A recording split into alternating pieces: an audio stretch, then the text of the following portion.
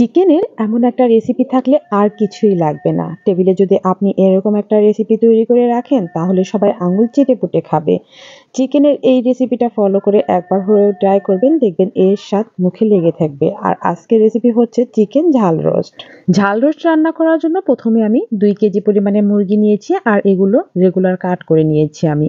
আপনি চাইলে এর থেকেও বড় সাইজ করতে পারেন, তবে আমি রেগুলার কাট করে নিয়েছি। এখন সামান্য পরিমাণে লবণ দিয়ে হলুদ, মরিচের গুঁড়ো সবকিছুই হাফ চামচ পরিমাণে করে দিয়েছি। সবগুলো দিয়ে হাত দিয়ে খুব ভালো করে মাখিয়ে আমি ম্যারিনেশন করে রাখবো। অবশ্যই এই ম্যারিনেশন করে রাখবেন মিনিমাম ০.৫ ঘন্টা বা ১ ঘন্টার মতো। তারপর হচ্ছে এগুলো ভাজার পালা। চুলায় ফ্রাই প্যান বসিয়ে দিয়ে আমি একে একে চিকেনগুলো ভেজে নিচ্ছি। তবে একেবারে ড্রাই করে ভাজার কোনো প্রয়োজন নেই, হালকা করে ভেজে নিলেই হয়ে যাবে। চিকেনগুলো ভাজার সময় অবশ্যই একটা জিনিস লক্ষ্য করতে হবে, সেটা হচ্ছে ঢাকনা দিয়ে ঢেকে দিতে হবে। কারণ অনেক সময় এই চিকেন থেকে কিন্তু তেল ছিটে আসতে পারে, এতে যেকোনো দুর্ঘটনা ঘটতে পারে। তারপরে চুলার আঁচটা লো হিটে রেখে উল্টিয়ে দেবেন। হাই হিটে বা মিডিয়াম হিটে রাখবেন না, একদম চুলার আঁচ কমিয়ে তারপর হচ্ছে এপিট ওপিট উল্টিয়ে দেবেন। এতে করে আপনার গায়ে তেল ছিটে আসার সম্ভাবনা খুবই কম থাকবে।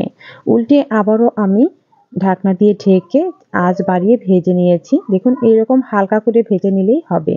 ঝাল রোস্ট রান্না করার জন্য প্রথমে একটা পেস্ট তৈরি করে নেব। তার জন্য হাফ কাপ আমি পেঁয়াজ বেরেস্তা নিয়েছি, ১০টার মতো কাজু বাদাম নিয়েছি আর নিয়েছি ১ কাপ টক দই। সবকিছু এখন ব্লেন্ডার জারে দিয়ে খুব ভালো করে ব্লেন্ড করে নিতে হবে। ব্লেন্ড করে নেওয়ার পরে হচ্ছে চুলার উপরে কড়াই বসিয়ে দিয়েছি। চিকেনগুলো ভাজার যে তেল ছিল সেই তেলটাও আমি এখানে দিয়ে দিলাম। এরপরে গোটা গরম মসলা দিয়েছি আমি, লং দিয়েছি, এলাচ, দারুচিনি আর একটা তেজপাতা। সবকিছু থেকে খুব ভালো করে একটা ঘ্রাণ বের হলে এরপরে পেঁয়াজ বাটা দিয়ে দিচ্ছি আমি হাফ কাপ পরিমাণ। হাফ কাপ পরিমাণ পেঁয়াজ বাটা দিয়ে আবারও খুব ভালো করে নেড়েচেড়ে নিলাম। এরপরে আমি যে পেস্টটা তৈরি করেছি সেই পেস্টটা দিয়ে দেবো আর এর মধ্যে আমি আদা ও রসুনের পেস্টও একসাথে মিক্স করে দিয়েছিলাম। সব মসলা একসাথে দিয়ে একটু পানি দিয়ে দিলাম। ব্লেন্ডার জারটা ধুয়ে এই পানিটুকু দিয়ে আবারও খুব ভালো করে কষিয়ে নিচ্ছি। ১ থেকে ২ মিনিট কষানো হয়ে গেলে এখানে সামান্য পরিমাণে হলুদ গুঁড়ো দিচ্ছি আমি হাফ চামচ মতো।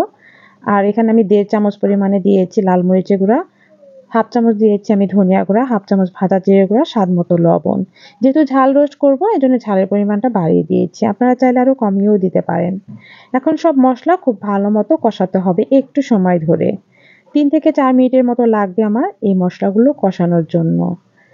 দিয়ে দিচ্ছি কিছু কাঁচামরিচ ফালি আর দিচ্ছি ২ চামচ পরিমাণে টমেটো কেচাপ। টমেটো পেস্ট করে নিয়ে তারপরে হচ্ছে আমি দিয়ে দিয়েছি। এখন আবারও খুব ভালো করে নেড়েচেড়ে মসলাগুলোকে কষিয়ে নিতে হবে। মসলা থেকে তেল ছেড়ে দিয়েছে। তার মানে মসলাগুলো কষানো হয়ে গিয়েছে। এ পর্যায়ে আমি ভেজে রাখা চিকেনগুলোও দিয়ে দিলাম। এখন আবারও এই চিকেনগুলো খুব ভালো করে কষিয়ে নিতে হবে। চিকেনগুলো যেহেতু আমার ভাজা আছে সেক্ষেত্রে নাড়াচাড়ার কোনো অসুবিধা নেই। সামান্য অল্প একটু পানি দিয়েছি, ২ চামচের মতো হবে। এই পানিটুকু দিয়ে খুব সুন্দর মতো আমি মাংসগুলোকে কষিয়ে নিচ্ছি। এপিট ওপিট উল্টিয়ে একটু সময় নিয়ে আমি মাংসগুলোকে কষিয়ে নিলাম। আর দেখেই বুঝতে পারছেন মশলাটা একবারে চিকেনের সাথে লেগে গিয়েছে। এ পর্যায়ে আমি দুধ দিয়ে দিয়েছি ১ কাপ পরিমাণ আর হাফ কাপ পরিমাণে দিয়ে দেবো আমি পানি। আপনারা চাইলে সম্পূর্ণ রান্নাটা পানি দিয়েও করতে পারেন, তবে দুধ দিলে এই রোস্টের টেস্টটা অনেক গুণ বেড়ে যায়। পরিমাণ মতো আমার কিন্তু পানি এবং দুধ দিয়ে জাল করে নিয়েছি আমি ৭ থেকে ৮ মিনিটের মতো। রান্নাটা কিন্তু আমার প্রায় শেষ।